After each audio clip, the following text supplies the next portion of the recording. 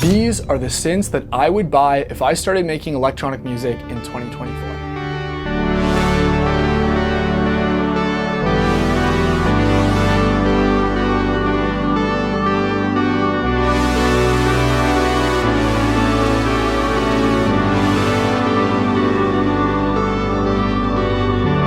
Whether you're a new or experienced synthesist, whether you're looking to dollish jam or create music hybrid with your computer, this guide should help you. We will build a full synth setup with 4 different budgets ranging from $100 all the way up to $10,000. Now, I've spent thousands of dollars on synths over the years, and I've been sent many more to review on this channel, so these are my absolute top choices if I were to start over from scratch today.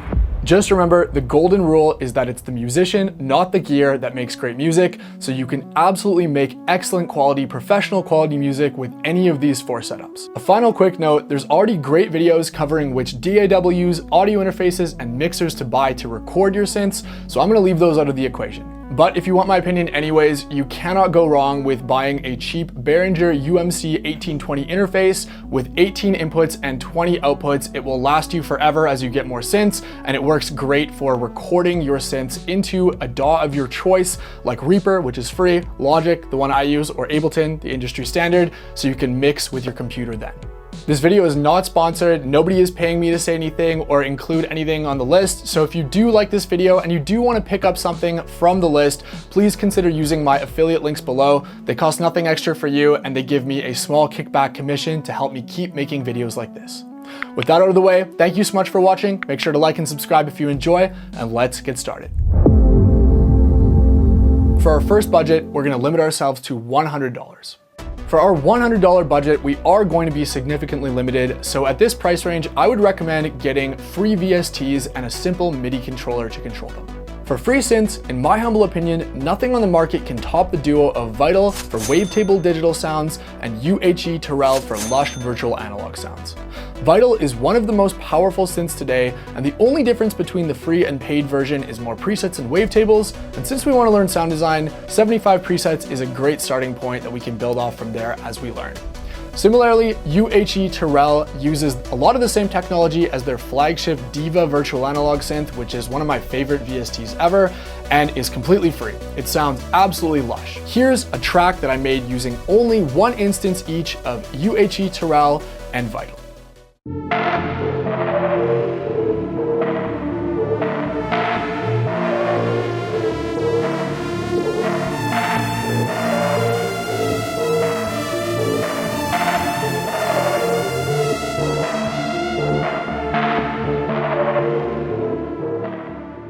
Finally, for actually spending the $100 on our budget, I recommend getting Arturia Microlab as your MIDI controller.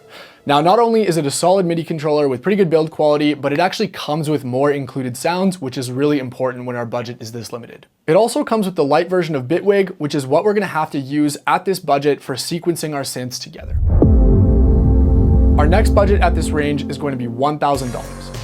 While this might feel like a pretty big jump up from $100, I truly believe that if you're gonna make the jump from software synths into hardware instruments, then it's better off saving a bit more money and waiting a little longer rather than buying some cheaper toy-style synths that you're gonna outgrow along the way. Now at this budget, the main thing we're gonna focus on is 1 versatile polysynth and 1 characterful, powerful monosynth. Between these 2 types of synths, you will have a setup that takes you years to outgrow and can handle pretty much any style of synth music that you throw at it. We'll also focus on synths that have a built-in sequencer, because at this price range, we will not have budget to add an external sequencer, and we want to be able to have that versatility to not be reliant on our computers. Now, we are honestly spoiled for choice with so many good polysynths these days, but my pick has to go to the Arturia Mini Freak. Coming in at just under $600, the fact that it is a 6-voice hybrid analog digital polysynth with 37 keys, incredible built-in effects, 2 LFOs, a mod matrix, full MIDI connection, a sequencer, arpeggiator, and more makes it an incredible bargain.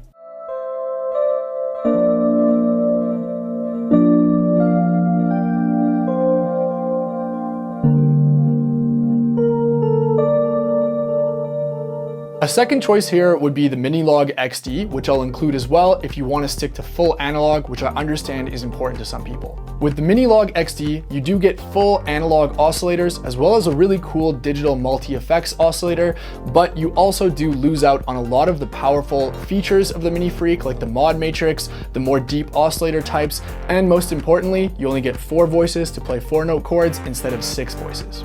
To me, even though I slightly prefer the raw tone of the Mini-Log XD, it really isn't worth giving up the extra 2 voices as well as the deeper modulation matrix on the Mini Freak, so I say, if you like the tone, go for the Mini Freak here. Now, for the mono synth we're going to pair with our Mini Freak, despite many new great additions, my pick still has to be the Korg Monologue for the best budget mono synth. The Monologue is an amazingly intuitive, all-analog monosynth, meaning one note is played at once, that can really do everything from bass lines, sequenced entire parts, and most importantly, it's knob per function, making it a great educational tool to learn on, and something that I think will really teach you the important foundations of classic analog-style subtractive synthesis.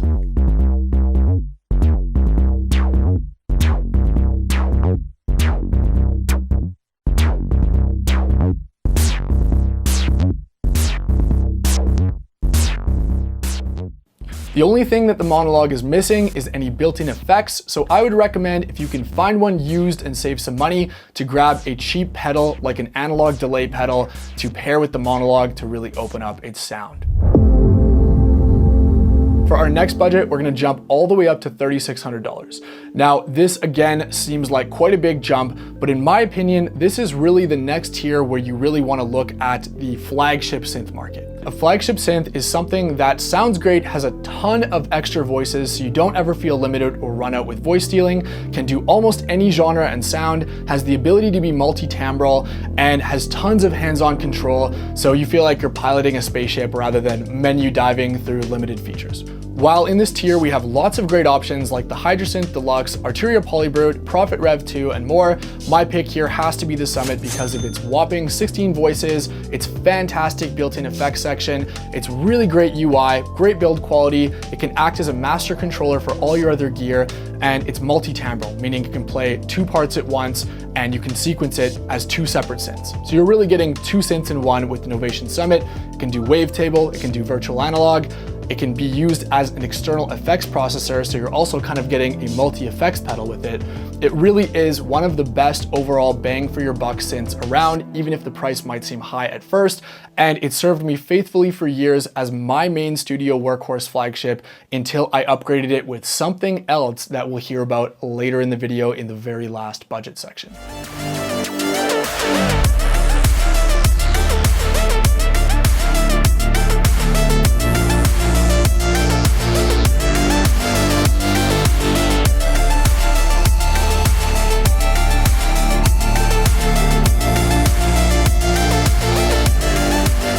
Pair with the Novation Summit, we're gonna go for a mono synth again, as this is always a classic pairing in my opinion, but this time we have the budget to go for something with even more character, and in my opinion, nothing has more character and vibe than a Moog mono synth. Now, Moogs come with a high price tag, but once you play one, you understand why. The sheer fatness and all analog personality of a Moog contrasts beautifully with the more powerful, yet less recognizable, instantly at least, tone of the Summit.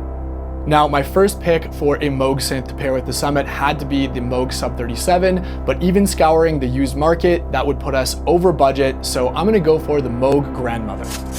The Grandmother sounds absolutely incredible with loads of character, a built-in fantastic analog spring reverb effect that contrasts nicely with the digital effects on the Summit, and best of all, because it is semi-modular, it's a great educational start point to get you into the world of modular synthesis so you can learn about that style of synthesis as well.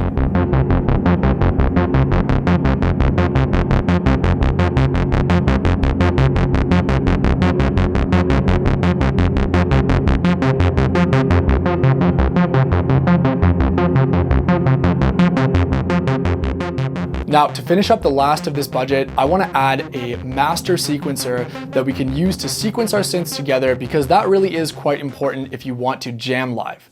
Similarly, this shores up the one weakness of the Summit, which is that it does not have a sequencer. While there are many excellent sequencing boxes with passionate followings such as the Deluge, the Electron Digitact, the Poly N Tracker, or the Oxy One, my pick has got to be the Poly N Play. But no, we're not actually talking about the new Polyend Play Plus. I actually recommend going for the older gen original Polyend Play. The only real difference between the old model and the Plus version is that the Plus version comes with included synths, which we don't really need with this awesome synth setup. You can actually often find old first gen Polyend plays used for well under $400, and brand new, they're still $500, so they fit within our budget, and on their own, they are so much fun and powerful, but they really come to life when you start to use them to sequence other hardware synths.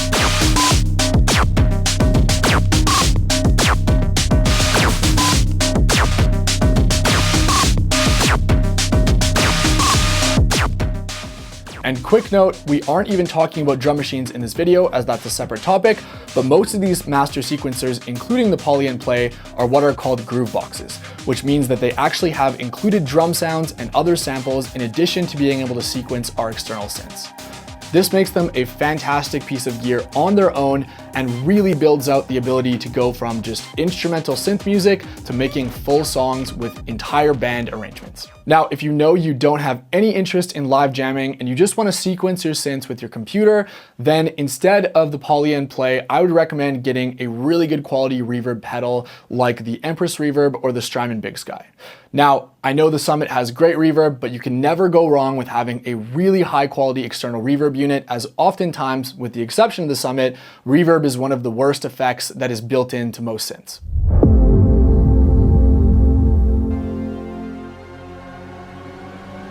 All right, the big one, the $10,000 budget. Now, this last budget tier is for anybody that either has unlimited money, is starting a professional recording studio, or just really wants to know what, in my opinion, is the best possible synth setup that money can buy in 2024. This tier is truly what I would deem my ultimate synth setup, where every single synth in this list does what it does better than other options on the market, and the entire world of sound design is at your fingertips. First up, our top flagship synth for this tier.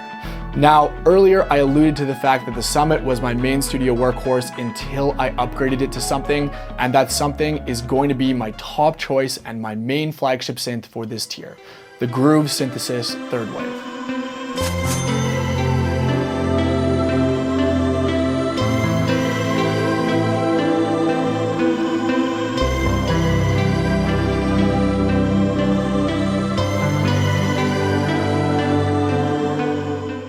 While this budget opens us up to considering virtually any flagship synth available, simply nothing, in my opinion, pairs the strengths of digital and analog together like the Third Wave. It has a massive 24 voices, 4-part multi-timbrality with 4 separate sequencers, a massive full comprehensive effects section. It has amazing sounding analog filters. It can do wavetables, both digital and vintage. It can do great sounding virtual analog. It can even sample now. There are very few things that the Third Wave does not excel at, and I just think it's a honestly masterpiece of a synth. And if you have the budget for it, it has to be in your consideration. Editor Devin here. Since filming this video, the synth world has been set afire by 2 high-end synth releases, the Moog Muse and the Arturia Polybrute 12. Now, both of these I think would be great candidates if you don't like the digital wavetable basis of the Third Wave. However, I would still go for the Third Wave, and I'm still really happy with my purchase because the virtual analog side of it is so good, it can totally do the same kind of sounds as the Polybrute and the Moog Muse, so it still gets my top flagship choice. Just wanted to mention those other options. Now, while we could arguably get away with the Third Wave as our only synth, our desert island synth, as it really can do everything, this level of budget gives us the luxury to add what I like to call character synths to our arsenal. Now, what is a character synth? A character synth is something that, while it might not be as versatile as a flagship like the Summit or the Third Wave, or even as a budget all-around poly synth like the great Mini Freak, a character synth does something really, really well with a lot of character. Now, there is no character synth that I recommend more, of course, than the sequential OB6.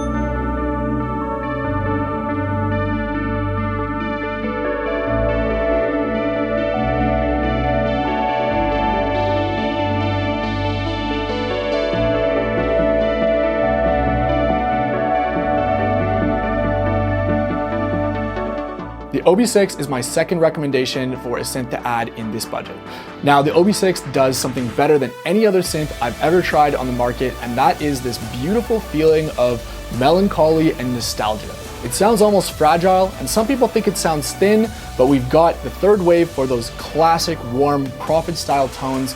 The OB6 contrasts with it perfectly and also fills our role as a fully analog, vintage-sounding polysynth. We're gonna go for the desktop version because the third wave can easily play and sequence it, and we don't need to spend the extra money on the keys. A quick note, the OBX8, which is the bigger, more expensive sibling of the OB6, is another great option here. But I'm gonna go for the OB6 as it does leave more of our budget for other gear.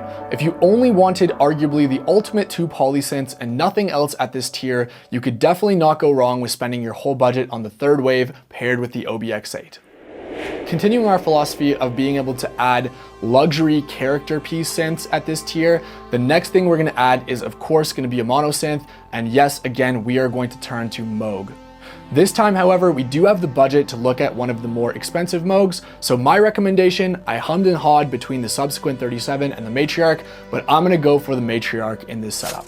I recommend getting the Matriarch if you're going for this endgame style setup because again, it's probably the most unique style mono paraphonic synth on the market right now, and while it can't get as aggressive as the Sub 37 can, we can actually get really aggressive and distorted tones with both the OB6 and the third wave, whereas the Matriarch's warmth, analog bucket brigade delay, and interesting stereo filter is much harder to replicate.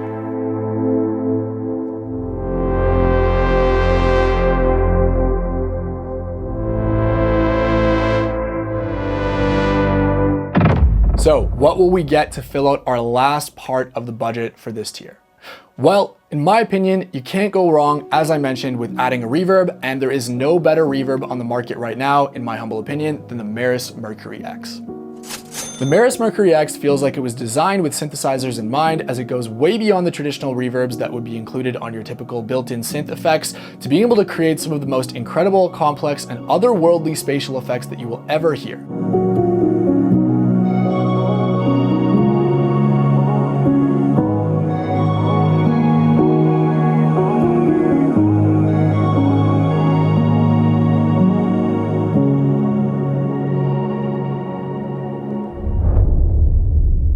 Well, that about does it for each of the tiers. What do you think? Do you agree? Do you disagree? Did I miss something that you consider even better? Now, the perceptive among you will notice that all of my choices tended to go towards either wavetable or analog subtractive synthesis, and I left out some other classic styles of synthesis like FM, additive, or granular. But there's a reason for this. With these more technically complex styles of synthesis, I actually prefer to do them using VST plugins. I don't like the idea of buying an expensive piece of hardware only to be using endless encoders and screens going through menus. I prefer to do that with a laptop because my laptop is much more powerful than any of those synths. So if you're expecting to see a synth like the Waldorf Iridium on this list, I can absolutely respect that. It's a great piece of gear, but for my tastes, I would rather go for hardware synths that do something like the Moog Matriarch or the OB6 that's harder to replicate in the computer. If you're looking for a software recommendation to pair with all this that can get you into those deeper styles of synthesis like FM, granular, additive, I personally love Logic's Alchemy, which is a free plugin for Logic users. But if you don't use Logic, then I've heard great things about Arturia Pigments, and I think that you could not go wrong adding that to any of the above setups to have those basses and those types of sounds covered as well. Thank you so much for watching. I hope you enjoyed. I'm really curious to hear your comments as well. If you agree with my recommendations or not, let me know by writing out a comment. I'll make sure to read and reply, and I will see you in the next video.